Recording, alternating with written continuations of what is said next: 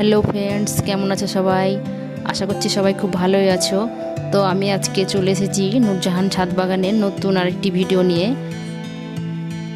যেমনটা কি তোমরা দেখতে পাচ্ছ, আজকে কতগুলো ফলের চারা নিয়ে চলে এসেছি। আর এগুলো নিয়ে এসেছি ঠিক 4 দিন আগেই।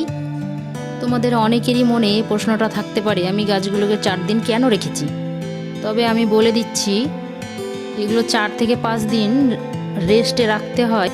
কারণ যে জায়গা থেকে গাছগুলোকে নিয়ে আসা হয়েছে সেখানের আবহাওয়া আর আমাদের এখানের আবহাওয়া একটু হলেও পার্থক্য রয়েছে। গাছগুলো যাতে এখানে এসে টোটালি অ্যাডজাস্ট হয়ে যায়, সেই কারণে 4 থেকে 5 দিন এগুলোকে রেস্টে রাখতে হয়। তো আজকের ভিডিওতে তোমরা এটাই দেখতে পাবে যে গাছ বসানোর জন্য আমি মাটি কিভাবে রেডি করি, আর কি কি ফলের গাছ আমি নিয়ে এসেছি সেগুলো অবশ্যই তোমাদেরকে নামগুলো শেষে বলে দেবো। তো তোমরা সম্পূর্ণ ভিডিওটা দেখতে থাকো। গাছ বসানোর জন্য এখন আমি মাটিগুলোকে মিক্স করব। মিক্সারে আমি কি কি দিচ্ছি সেটাই দেখাবো। যে এটা রয়েছে নর্মাল মাটি, আর গোবর সার, এই যে এতে দেওয়া হচ্ছে কোকোপিট, আর এই যে যাচ্ছে হচ্ছে এটা ভার্মি কম্পোস্ট, এবার যাচ্ছে এটা হচ্ছে হাড় গুঁড়ো পাউডার, এই যে কিছুটা স্যাপ পাউডার দিয়ে দেবো। সমস্ত মাটিগুলোকে ভালোভাবে মিক্স করে নেবো।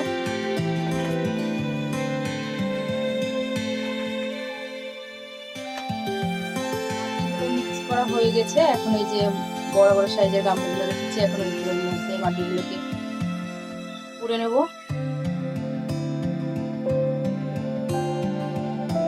আর এই যে সমস্ত গামলাগুলোকে এখন আমি পুড়ে নিয়েছি এবং সুন্দরভাবে লাইন বাই লাইন এগুলোকে সাজিয়ে রেখেছি। আর এখন গাছগুলোকে একটা একটা করে বসাবো।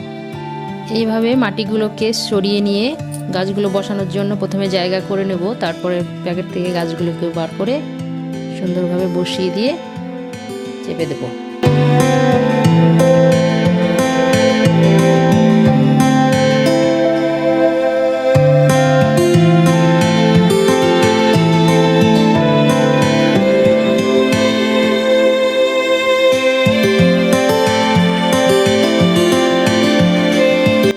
যেমনটাকে আমি বলেছিলাম ভিডিওর শেষে গাছগুলোর নাম আমি বলে দেব।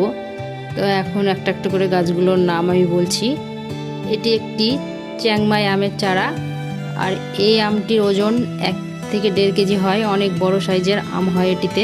পাশে রয়েছে থাই বাতাবির চারা একটি, এটিরও সাইজ অনেক বড় হয় আর এটিও খেতে অনেক মিষ্টি হয়। আর এটার পাশে যেটা রয়েছে এটি একটি তেজপাতার গাছ, আর এই গাছটি হলো একটি রেড চেরির চারা। এটি দেখতে খুব সুন্দর হয়, খেতেও খুব সুস্বাদু হয়।